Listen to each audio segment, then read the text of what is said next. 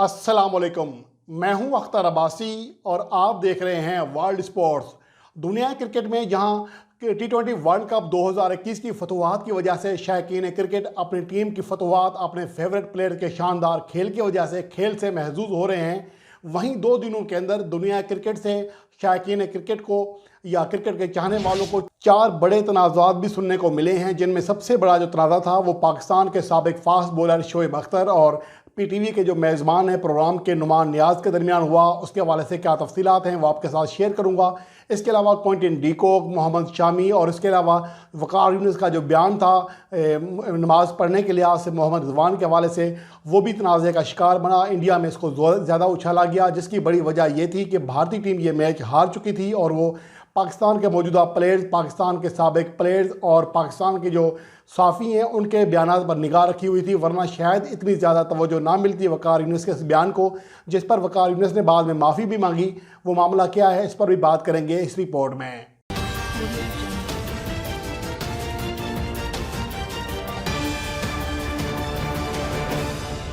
सबसे पहले बात करते हैं शोएब अख्तर और डॉक्टर नुमान नियाज़ के हवाले से होने वाले तनाज़े पर। ये तनाज़ा इतना बड़ा था नहीं, मैं तो हैरान हूँ। डॉक्टर नुमान नियाज़ जैसा बंदा जिसकी दुनिया कदर करती है, तजर्बाकार बंदा है, वो इतना बावला बेवकूफ़ कैसे हो सकता है कि ना बग़ैर किसी बात के उसने इशू खड़ा कर दिया। जबकि बात क्या थी? बात दर हकीकत ये थी कि जब हारिस रऊफ़ की तारीफ़ होने लगी तो शोएब अख्तर ने जस्ट ये कहा कि ये बंदा लाहौर जो कलंदर है उनके डेवलपमेंट प्रोग्राम से निकल कर आया है। शोएब अख्तर की जानिब से सिर्फ यही कहना था कि डॉक्टर नुमान नियाज़ को अचानक आग लग गई। ऐसा लगता है कि उनका या तो शोएब अख्तर से कोई तनाज़ा चल रहा था पसे पर्दा, या फिर वो लाहौर कलंदर के नाम लेने की वजह से इतने खायफ थे हुए, उनका कोई लाहौर कलंदर से मसला था। बहरहाल इतना कोई इशू था नहीं। पहले तो उन्होंने शाहीन शाह अफरीदी के हवाले से बात करना फौरी शुरू कर दी कि शाहीन शाह अंडर-19 क्रिकेट से आए हैं।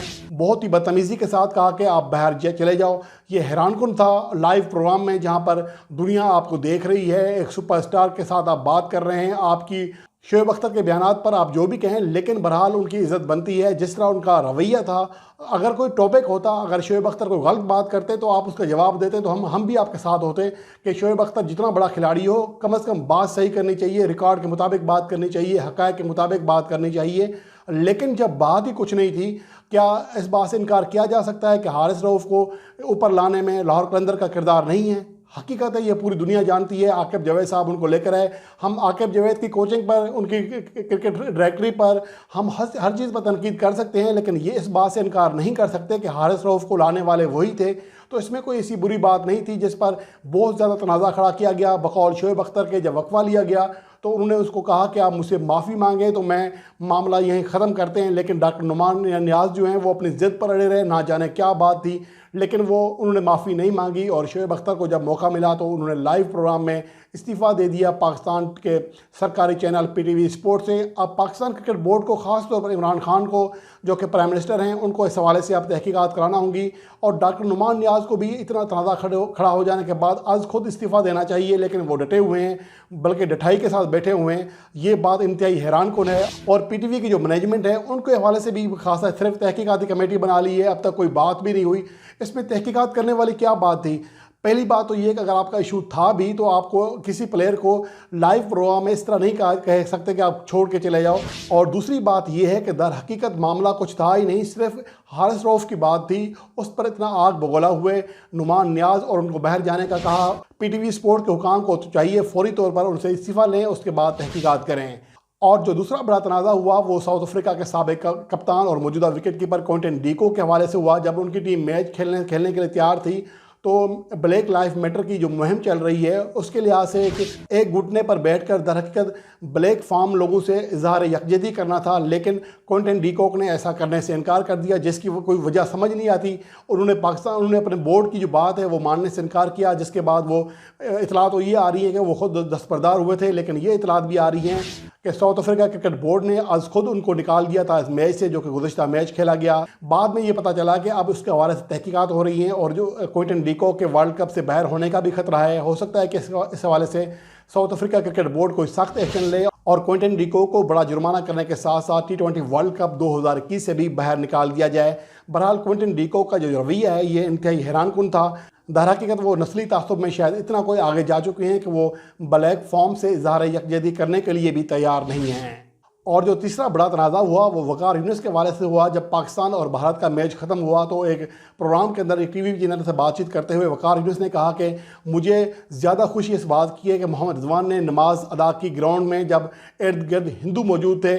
बाद में इस इश्यू को बहुत ज़्यादा उठाया गया इंडिया में, और उनके हर्षा बोगले ने भी और बहुत सारे साबिक कमेंटेटर, साबिक कप्तान और साबिक खिलाड़ी भी इस हवाले से बोले और कहा कि वक़ार यूनिस के इस बयान पर उन्हें ज़्यादा हैरानी हुई है।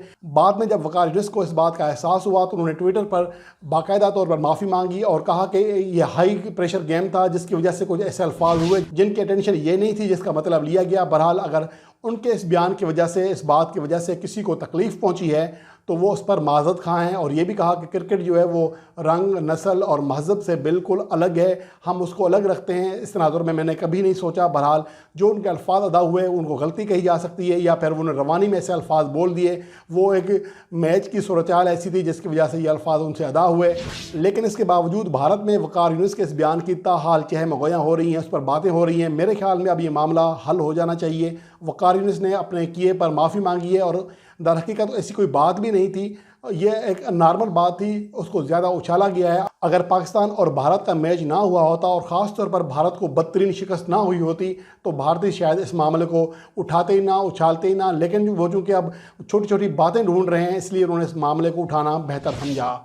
और इसके अलावा अब बात करते हैं जो आखिरी तनाज़ा था वो मोहम्मद शामी, जो कि भारतीय टीम के फास्ट बॉलर हैं और मौजूदा इंडियन स्क्वाड में वाहिद मुसलमान प्लेयर हैं।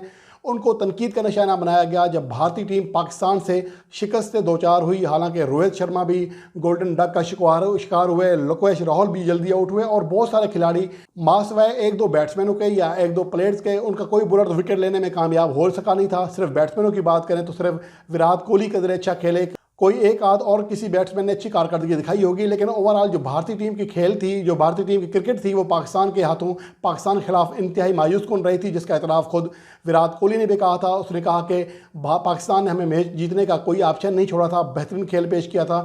इसके बावजूद मोहम्मद शामी को गद्दार कहा गया। इंडिया में ख़ासतौर पर जो इंडिया के हिंदू हैं वो वहाँ पर उन्होंने बहुत ज़्यादा ट्विटर पर ये ट्रेंड करता रहा 2 दिन तक, गद्दार। और ये भी कहा गया कि मोहम्मद शामी को निकाल दिया जाए टीम से, वो गद्दार है। और इसके अलावा सोशल मीडिया पर उनको, ख़ासतौर पर इंस्टाग्राम पर उनको इंतहाई गलीज़ गालियाँ दी गई और एक ट्रोलिंग की गई बाकायदा तौर पर, मुनज़्ज़म साजिश के तौर पर, जिस पर खुद मोहम्मद शामी भी हैरान हुए कि उन्होंने ऐसा क्या किया है जिसकी वजह से उन्हें गद्दार कहा जा रहा है। हालांकि इंडिया के जो साबिक ऑलराउंडर हैं इरफान पठान, उन्होंने भी पाकिस्तान का तो जब शिकस्त हुई थी उन्होंने अफसोस का इज़हार किया था। इसके अलावा और लोग भी थे, लेकिन मोहम्मद शामी ने ना तो इसी कोई बात कही थी ना ही उनकी किसी की कारकर्दगी थी। लेकिन इसके बावजूद हैरान कौन तौर पर अकेले मोहम्मद शामी को टारगेट किया गया।